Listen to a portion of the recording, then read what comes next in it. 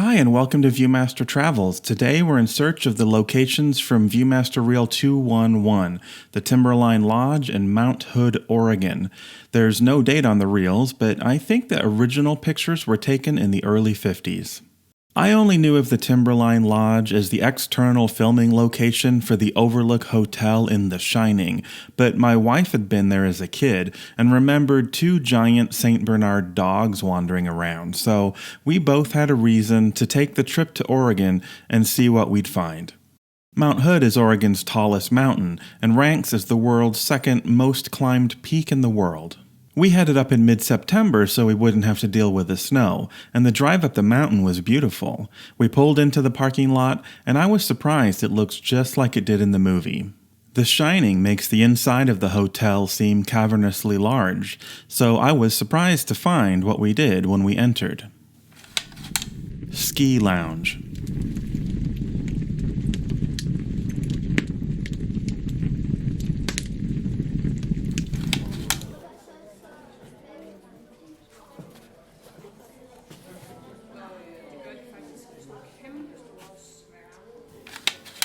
I was really taken aback by how small and cozy the inside is, and how entirely unchanged it is from 70 years ago. These chairs are the same, the stone and woodwork is unchanged, and the light fixtures are identical. Everything's stone, wood, and wrought iron and looks handcrafted. We wandered around the six-sided fireplace and found a small museum where we learned the history of the lodge.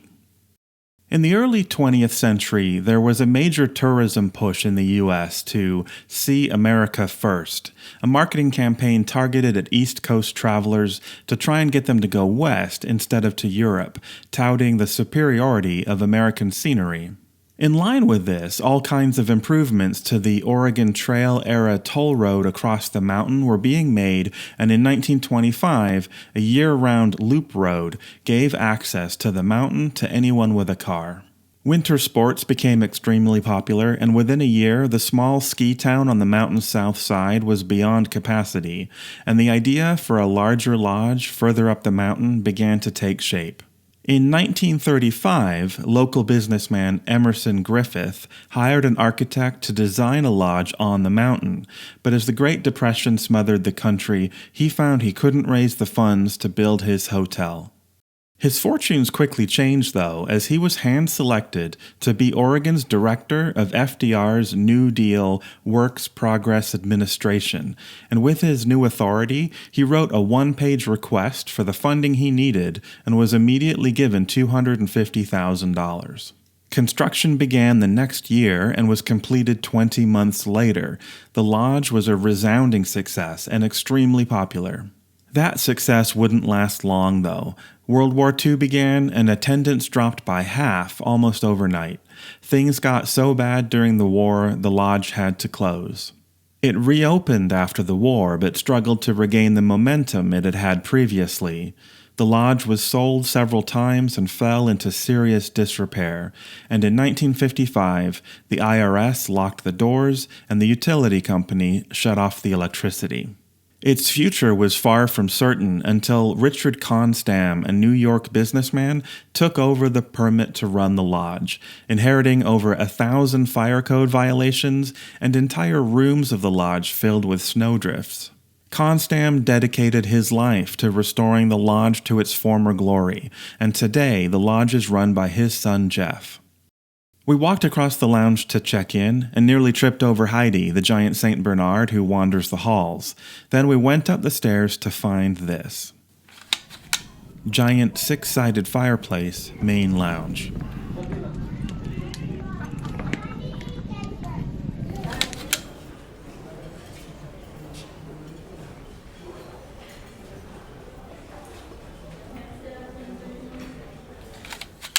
Of all the places we've been making these videos, the Timberline was the most comfortable and welcoming. All the features worn smooth with age, the solid wood and iron furniture, not to mention the grand views out the enormous windows.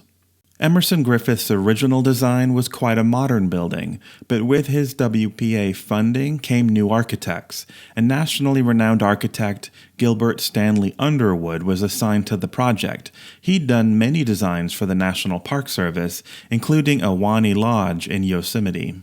The final design centered around a hexagonal head house and two uneven wings angled to prevent snow accumulation on the north side, and a main lobby with giant windows facing the mountain.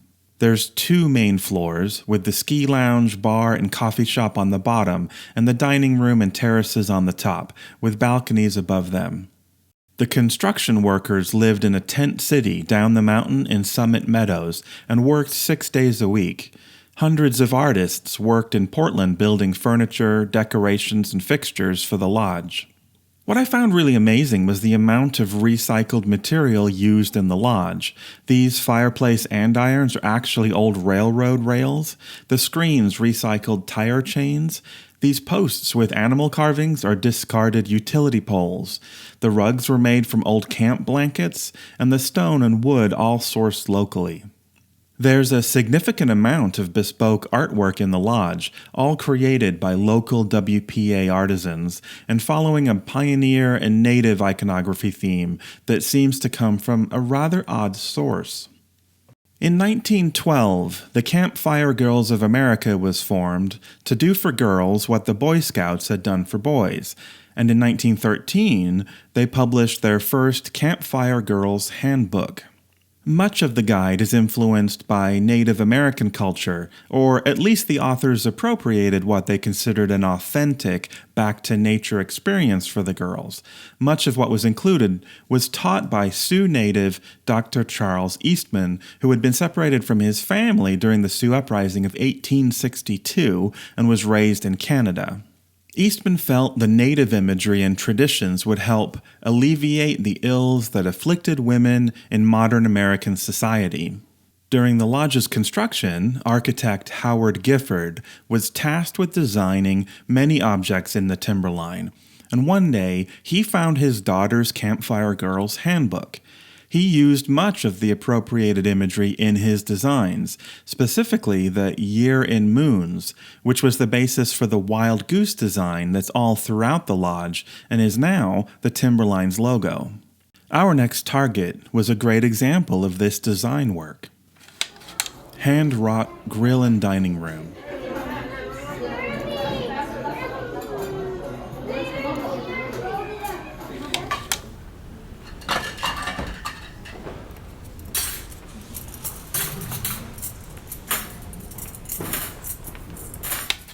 These iron gates lead to the Cascade dining room, connected to the main lobby. We ate meals here each day while looking out over the mountain vistas. All the furniture is heavy and wooden, handmade with this distinctive arch design you see all throughout the lodge.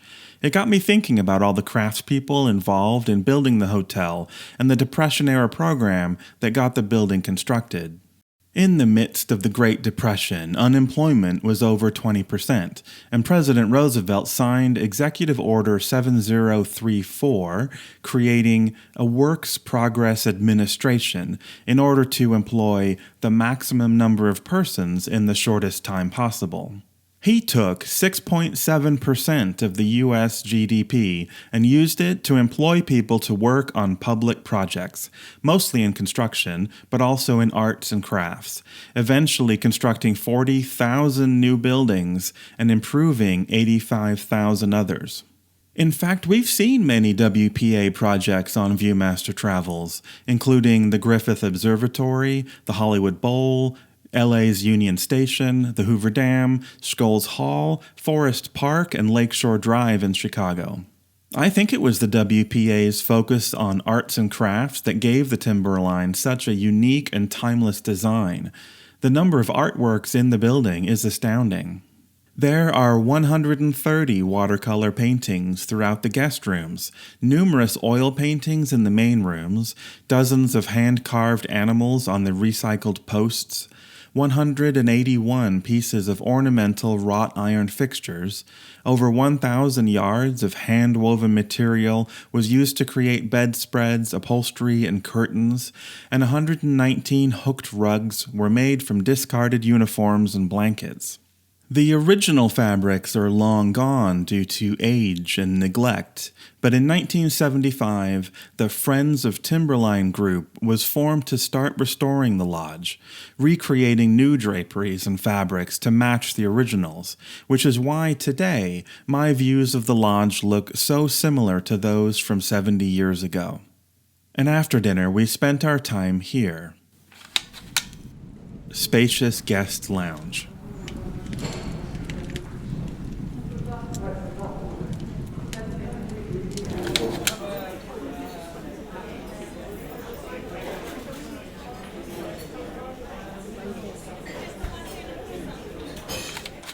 It was really relaxing hanging out in this lounge, looking out the great windows at Mount Hood. Lots of long-distance hikers came and went, using the lodge as an overnight, and several old mountain climbers told us their stories of conquering the mountain. I thought back to the Shining movie and how different the inside of the Timberline was from the fictional Overlook Hotel. The movie was almost entirely filmed on sound stages, so almost everything you see was designed and constructed as Kubrick wanted. Only 4 shots are actually of the Timberline Lodge. Even the shots of the rear of the Overlook leading to the hedge maze were constructed, which is why the actual interior is so different from the movie. While watching the movie, I did notice an interesting detail, though. In the movie's hotel's office, there are a couple pictures on the wall. Looking closely, you can see that these are of the construction of the actual Timberline Lodge. These props show how thoughtful the set designers were. They knew where the exterior shots would be filmed as they built the interior sets, so they included these details to help connect things together. We didn't encounter any ghostly twins in the halls of the Timberline, but every now and then, if you're lucky, you might meet a pair of 4-legged creatures wandering the halls. Timberline Lodge on the mountain.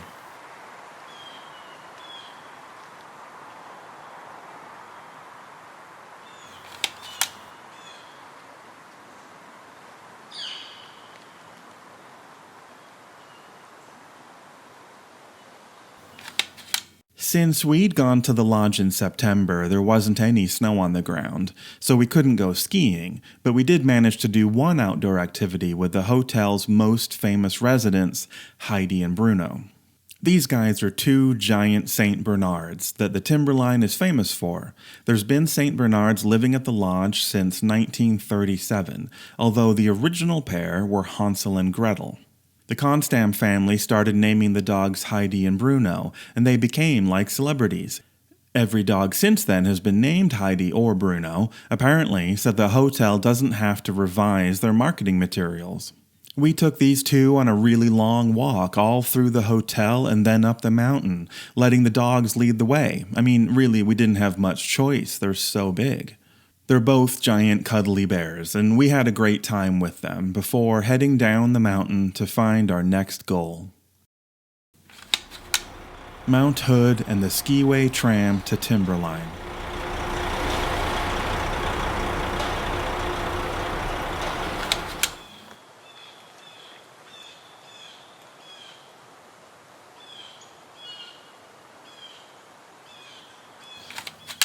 This picture has always been one of my favorites in my collection. I always wondered what the deal was with this suspended bus going up the mountain. The photo was taken down in Government Camp, a small town about 6 miles below the lodge. Government Camp was formed in 1849 when some settlers, taking the Cross Mountain Wagon Road, found some abandoned government supplies there. As winter sports on the south side of the mountain became more popular, the town became the center of all the skiing activity. But it also suffered greatly from the decline in travel during World War II and really struggled to recover after the war. It was during this recovery period that Dr. J. Otto George and A. L. Greenwalt formed the Mount Hood Aerial Transportation Company. They realized that the access road up to the Timberline was rough and dangerous, and figured that people would pay to ride up to the lodge on some kind of a tramway. They cut a straight path all the way up the mountain, and then used existing mining technology to hang 2 old city buses via wheels and pulleys underneath a cable suspended from 38 steel towers that ran all the way up to the lodge. The bus actually drove up the mountain cables under its own power. It took 3.5 years to build the Skiway, but it only ran for 5. Turns out, as they were building the tramway, the state was improving the road, and by the time the Skiway opened, the road was in much better condition to drive. And the road could carry far more people up the mountain to the lodge than the Skiway could, and driving was quieter and more comfortable. The Skiway closed in 1956. And today there's very little evidence of it left. The loading area became the Thunderhead Lodge, and the tramway path is still visible and used as a hiking trail up the mountain. And one final interesting thing.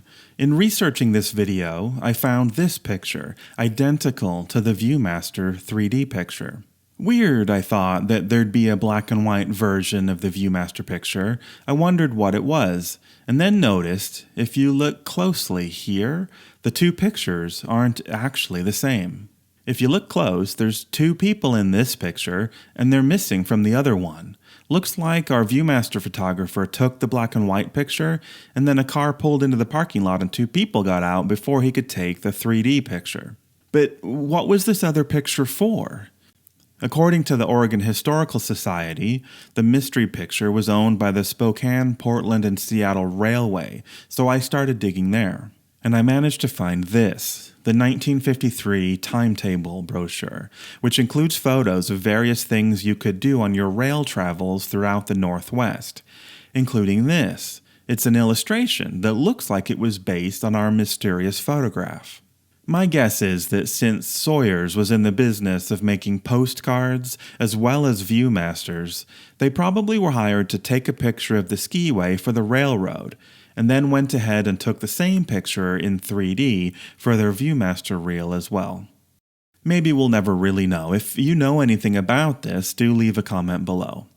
And that was the last picture we were looking for. We thoroughly enjoyed our stay at the Timberline, even though there wasn't any snow. It's still a fantastic getaway and an amazing historic place. And that's it for this episode. Thanks for watching.